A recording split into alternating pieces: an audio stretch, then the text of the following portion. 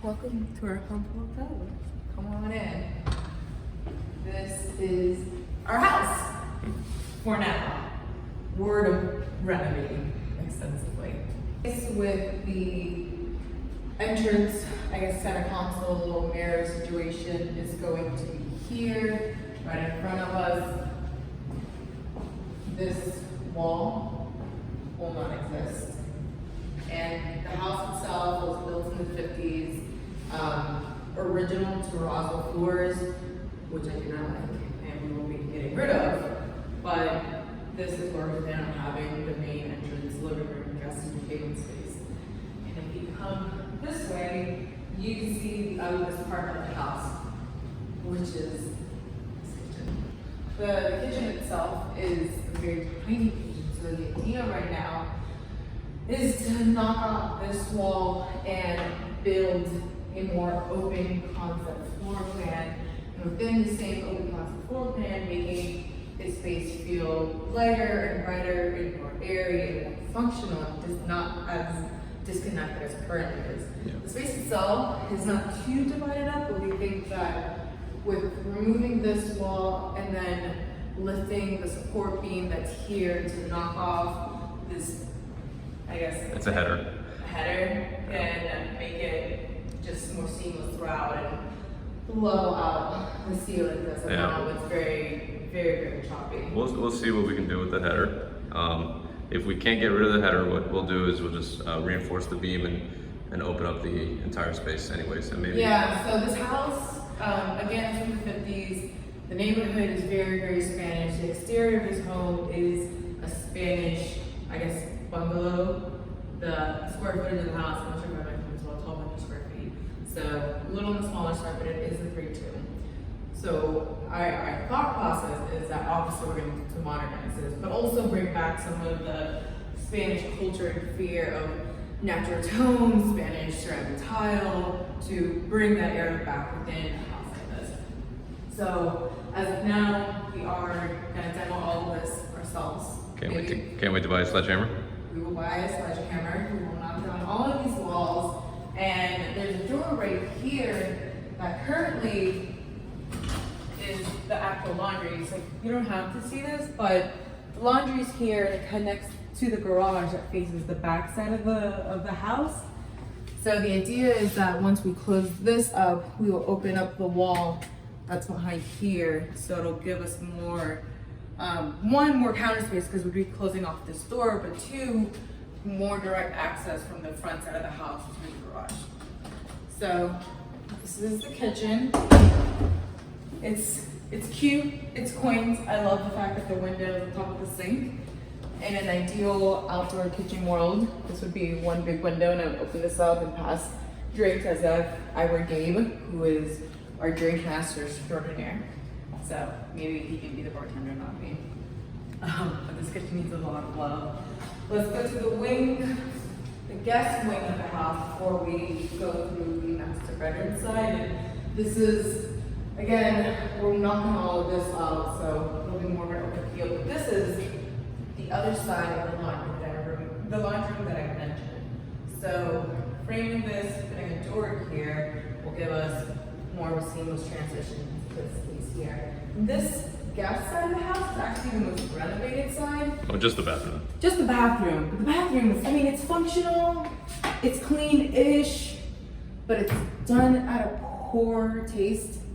So this will be the last thing that we judge. I mean, it'll work for now, but it's hideous and not to our style. And eventually when we redesign the rest of the house, it needs to match. So this is the last phase. We can live with this until the very last moment. Here is the guest bedroom that faces the front side of the house, and I love the fact that there's 3 big windows here, so you do get a lot of natural light. There's a storm rolling in, so it's very overhead, but we do get a lot of natural light. And currently this room is missing a closet, so we need to frame and drywall a closet on this wall. And then the idea is to give us more space to work with in the kitchen. This entry point that's here, just shifting it over a little bit, not to where this frame used to be, but maybe somewhere in between. Yeah, somewhere in between to give us a little bit more flexibility within the space, and then taking out all of this paneling, and putting drywall up, and fixing the light fixtures, floors, baseboard. Thankfully, we don't need to touch the windows itself, but we do need to change out these curtains. Curtains are very expensive, so that will come in time. Now, if we go to the other side of the house, which is this way. This is the master wing side of the house.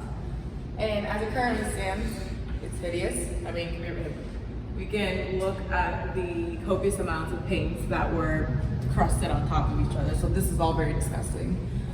But here we're currently standing in our studio office space.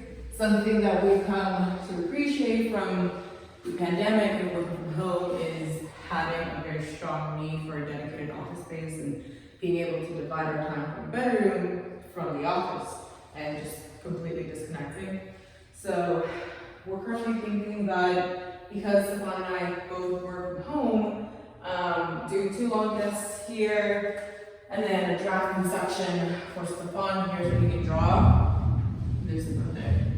And because the master bedroom, this is the largest room in the house, but the master bedroom is on the opposite side, it's the smallest bedroom in the house.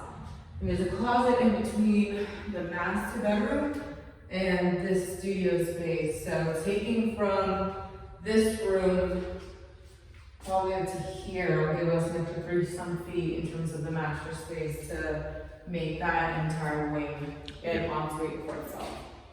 And then of course getting rid of these ancient original closets because they're hideous. But for the most part, this room is a great size. If anybody needs a lamp, you can have it.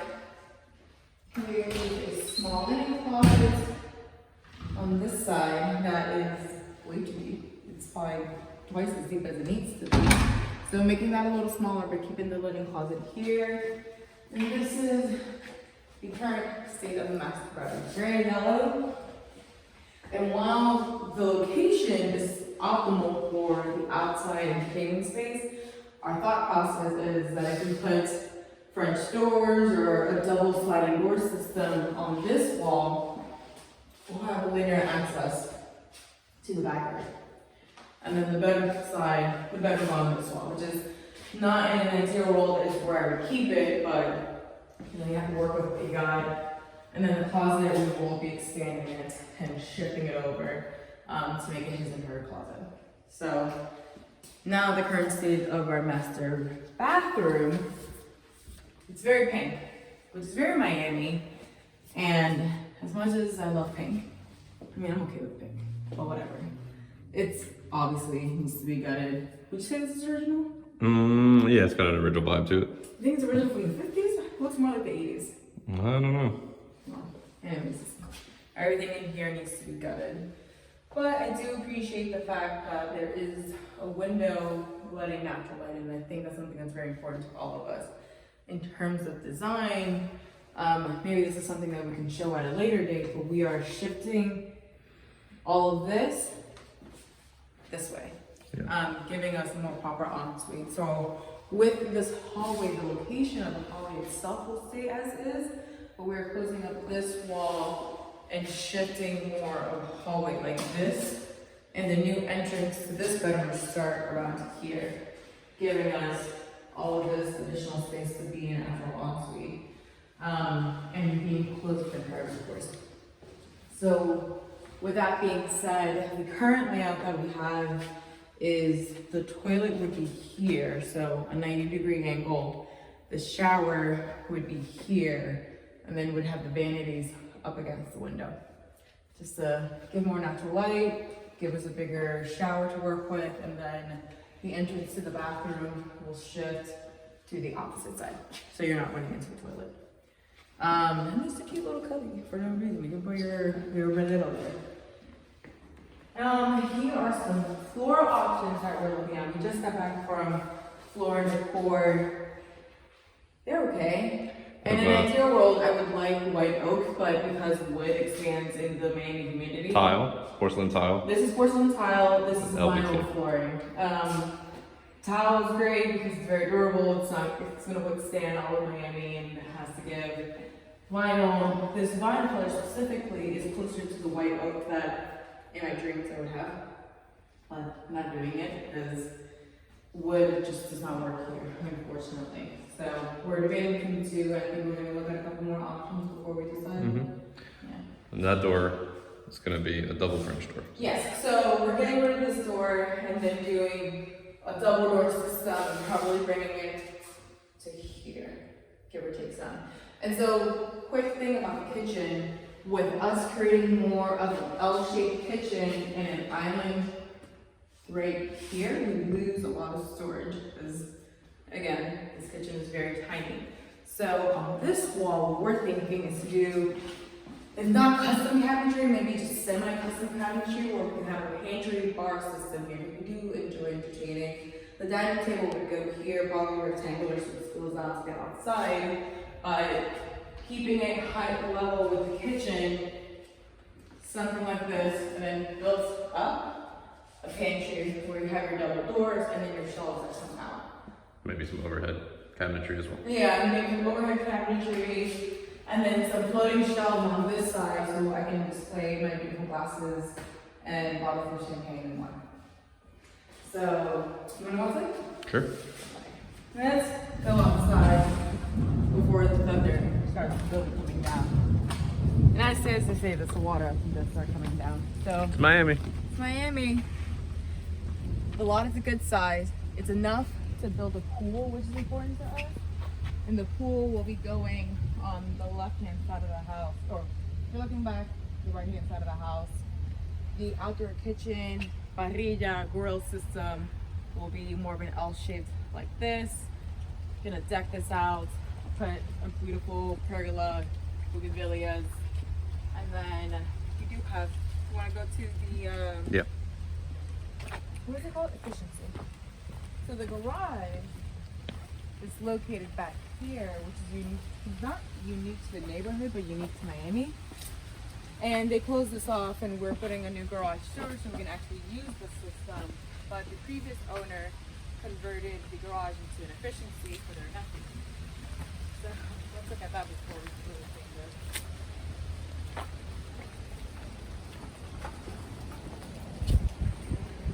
Goodness. They had cats. It smells like ammonia. This is the garage on its beautiful state. They tiled it, the drywall, they closed off the door, and behind this wall is where our water tank is. And we're going to be replacing the water tank to a tankless water heater system to make it more efficient. But you see the guy that lives in here, I mean, we met him, he was a character for sure. But you have your full bath, you have your laundry and dryer. We unfortunately need to get rid of this bathroom as much as I would love to keep it for a cabana bathroom. But we need to bring it up to code. So we may cap it off and then do it later. We'll work some architectural magic. Yeah, we'll work some architectural magic. We're gonna show up at the city with some cookies like, hey, you wanna be friends? Do you wanna approve all of our permits? So, but this will essentially just become back into a garage storage system. Oh, this is the wall where the laundry is. So opening this wall back up and then creating more of a linear, streamlined walkway from the main part of the house to the laundry into the garage. So I think that is it. Let's go back to the. Oh, I did want to print out. Baby, can you turn off the lights? Come on. So one of the main selling points of this house, and it's a mess. You can look at it again. It's all the mango trees that are none of them are on our property. But I'm about to be best friends with the owner, with all of our neighbors, to give us mangoes. So, yeah, let's go back inside. And I bought a pressure washer for these walls. No, these walls are awful. Restucco and all that fun jazz. But yes, my goal with this house is to document it.